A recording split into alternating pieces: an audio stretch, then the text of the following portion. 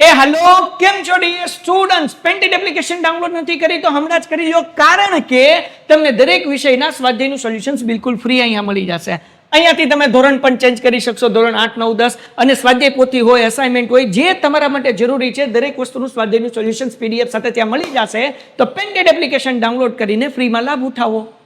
નમસ્કાર વિદ્યાર્થી મિત્રો, સ્વાગત છે તમારું તમારી પ્રિય YouTube ચેનલ પેન્ટેડ સાથીમાં। મિત્રો, આજના આ વિડીયોમાં આપણે ધોરણ 9 ગુજરાતી ના પ્રકરણ 18 પંગુમ લંઘયતે ગિરિમ ના સ્વાધ્યાયના પ્રશ્નો અને તેના ઉત્તર જોઈશું। નીચેના વિકલ્પોમાંથી સાચો વિકલ્પ પસંદ કરીને લખો। 1. તમે મારા ભલા માટે મારો પગ કાપશો ને હું સહન કરી લઈશ। આ વાક્યમાં અરુણિમાનો કયો ગુણ જોવા મળે છે? જવાબ સી, અડગતાનો। 2. માણસ ખરેખર વિકલાંગ ક્યારે બને છે? જવાબ સી, જ્યારે તે હાર કબૂલી અને પ્રયત્નો છોડી દે છે। પ્રશ્ન 3. અરુણિમા કયો સંકલ્પ કર્યો? જવાબ બી, હું પર્વતારોહણ કરીશ જ। 4. લોકોએ અરુણિમાને પાગલ ગણી। જવાબ એ, એક પગ કપાયા પછી પણ તેણીએ પર્વતારોહણ કરવાનું વિચાર્યું। પ્રશ્ન 2. નીચેના પ્રશ્નોના 2-3 વાક્યમાં ઉત્તર લખો। 1. અરુણિમા દ્વારા ભારતના યુવાનોને કયો સંદેશ મળે છે? જવાબ, અરુણિમા દ્વારા ભારતના યુવાનોને સંદેશ મળ્યો કે દરેક યુવાને પડકારો સામે લડવાનું છે। સંકલ્પ શક્તિ અને અડગ મનોબળ હોય તો ગમે તેવી પરિસ્થિતિનો સામનો કરી શકાય છે। માણસ મનથી હારી ન જવો જોઈએ। ગમે તેવી વિકટ પરિસ્થિતિમાંથી રસ્તો કાઢતા શીખવું જોઈએ, તો જ સફળતા મળશે। 2. બચેન્દ્રી પાલને મળ્યા પછી અરુણિમાએ શું કર્યું? જવાબ, બચેન્દ્રી પાલને મળ્યા પછી અરુણિમાના હિંમત અને ઉત્સાહ વધ્યા। તેમનામાંથી પ્રેરણા લઈને અરુણિમાએ પર્વતારોહણ શરૂ કર્યું।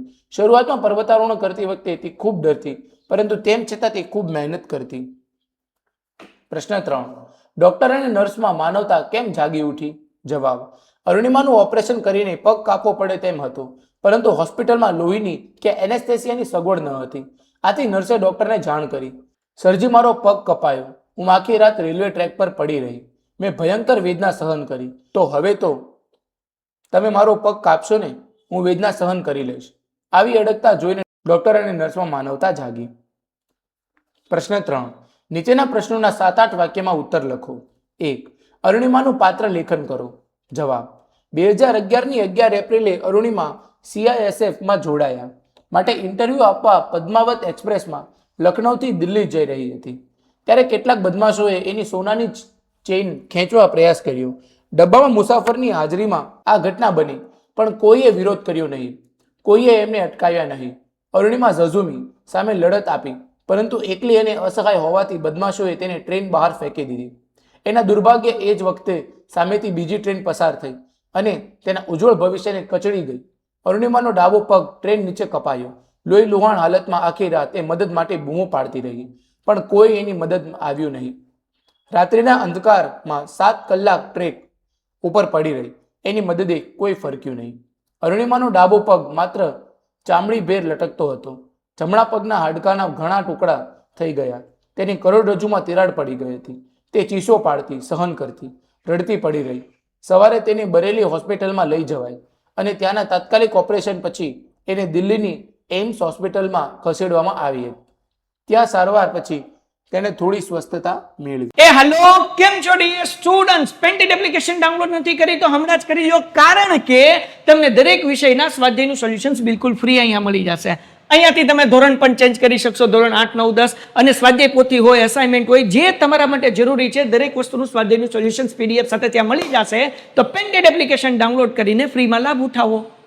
હવે તેણે પોતાનું જીવનની દિશા બદલવાનું નક્કી કર્યું। જહાં ચાહ હૈ વહાં રાહ હૈ એ ન્યાયે તેણે હોસ્પિટલની પથારીમાં જ નક્કી કર્યું કે હું પર્વતારોહણ કરીશ। લોકો એને પાગલ ગણી, કારણ કે પગ વગરના માટે પર્વતારોહણ અશક્ય ગણાય।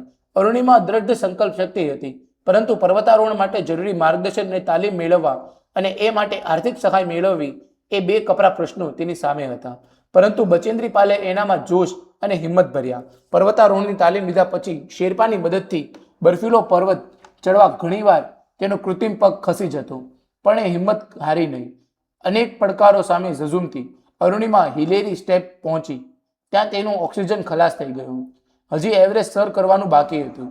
ઘણાએ તેને પાછું વળવાનું કહ્યું, પરંતુ એવા સમયે પાછળ નજર કર્યા વગર આગળ વધવું, રસ્તો આપોઆપ મળી જશે, બચેન્દ્રપાલના આ શબ્દોને યાદ રાખી જીવના જોખમે એવરેસ્ટ સર કર્યું. અકસ્માતના માત્ર 2 જ વર્ષમાં તેને પોતાના મજબૂત મનોબળ અને સખત પરિશ્રમથી સફળતા મળી. પ્રશ્ન 2. દ્રઢ સંકલ્પ શક્તિ અને અડગ મનોબળ જ જીવન છે. આ વાક્યને પાઠના આધારે સમજાવો. જવાબ. જીવનમાં કોઈ પણ ધ્યેય સિદ્ધ કરવો હોય તો દ્રઢ સંકલ્પ શક્તિ, દ્રઢ મનોબળ હોવો જરૂરી છે. તેનું અરુણિમા જાગતું ઉદાહરણ છે. કૃત્રિમ પગ વડે પર્વતારોહણ કરવા માટે જરૂરી માર્ગદર્શન, તાલીમ, અનેક પ્રશ્નોની અવગણના કરી આગળની દિશામાં વધવાનું નક્કી કર્યું. એવરેસ્ટ સર કરતી વખતે વારંવાર કૃત્રિમ પગ ખસી જવું, આગળ ચડાય નહીં, પાછા ફરતા અચાનક બાટલો ખાલી થઈ જવું, આવી અનેક મુશ્કેલીઓ સામે તે હારી નહીં. દ્રઢ સંકલ્પ શક્તિ અને અડગ મનોબળે તેને અનેક પડકારોનો સામનો કર્યો. આમ અરુણિમાના આ અડગ મનોબળ અને દ્રઢ સંકલ્પે તેને સફળતા અપાવી. 3. પર્વતારોહણ વખતે અરુણિમાને કઈ કઈ મુશ્કેલીઓ પડી? જવાબ. પર્વતારોહણ વખતે અરુણિમાએ ઘણી બધી મુશ્કેલી પરિસ્થિતિઓનો સામનો કર્યો હતો. તેને કૃત્રિમ પગ વારંવાર ખસી જતો હતો. તેનો ઓક્સિજનનો બાટલો પણ ખલાસ થઈ ગયો હતો. તેના શરીરનું વજન તેના પગ ઉઠાવી શકતા નહીં. વ્યક્તિ શરીરથી નહીં મનથી વિકલાંગ બને છે. એના પર વિજય મેળવવાનો હોય છે. આ સંકલ્પ સાથે તેણે પાછું વળીને જોયું નહીં અને 1.5 કલાકમાં જ તે એવરેસ્ટની ટોચ પર પહોંચી. આ તેનું લોખંડી મનોબળની જીત હતી. પણ પાછા ફરતા તો ઓક્સિજન રહ્યો ન હતો. એક બ્રિટિશ પર્વતારોહકે તેના તરફ ઓક્સિજનનો બાટલો ફેંક્યો અને તેનું જીવન બચી ગયું.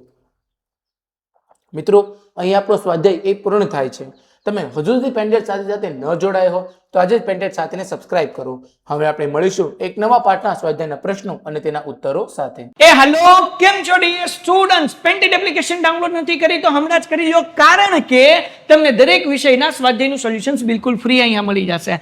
અહીંયાથી તમે ધોરણ પણ ચેન્જ કરી શકશો, ધોરણ 8, 9, 10 અને સ્વાધ્યાય પોથી હોય, અસાઇનમેન્ટ હોય, જે તમારા માટે જરૂરી છે દરેક વસ્તુનું સ્વાધ્યાયનું સોલ્યુશન્સ PDF સાથે ત્યાં મળી જશે. તો પેન્ટેડ એપ્લિકેશન ડાઉનલોડ કરીને ફ્રીમાં લાભ ઉઠાવો.